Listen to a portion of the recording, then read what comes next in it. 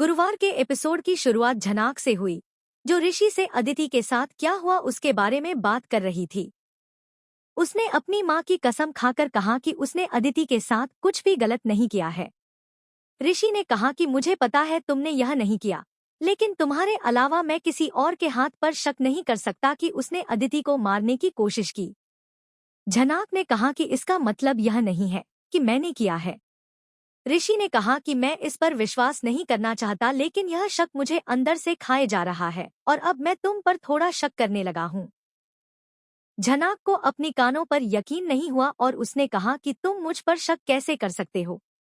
उसने कहा कि उसके माता पिता उसे नहीं मार सकते और मेरा परिवार उसे प्यार करता है, तो स्वाभाविक रूप से सबका शक तुम पर जाएगा।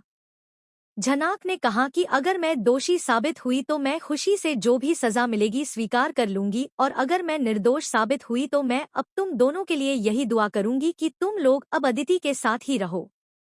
ऋषि ने कहा कि इस घटना के बाद भी मेरा दिल सिर्फ तुम्हारे लिए ही धड़कता है। उसने कहा कि मैं यह सैंपल जमा करने जा रहा हूं ताकि पता चल सके कि अदिति को मारने में कौन शामिल था। ऋषि पुलिस स्टेशन अपने सीनियर ऑफिसर से मिलने गया। जैसे ही उसने बताया कि अभी-अभी उसने अनिरुद्ध बोस से बात की है, क्योंकि उसने इस मामले की जांच के लिए एक ऑफिसर भेजा था। ऋषि ने कहा कि अदिति स्थिर नहीं है। उसने पूरा मामला बताया और कहा कि झनाक ने सबके लिए जूस बनाया था और जब उसने अदिति को दिया तो उसने 2 घूंट पिए और बेहोश हो गई। उसने कहा कि सबने वह जूस पिया लेकिन किसी और को कुछ नहीं हुआ। ऑफिसर ने उससे पूछा कि वह किस पर शक कर रहा है। ऋषि ने कहा कि अदिति के माता पिता उसे नहीं मार सकते और न ही मेरे परिवार के लोग। झनाक के अलावा कोई नहीं बचता और मैंने तो कुछ किया नहीं। ऑफिसर ने कहा कि अब सिर्फ झनाक बचती है।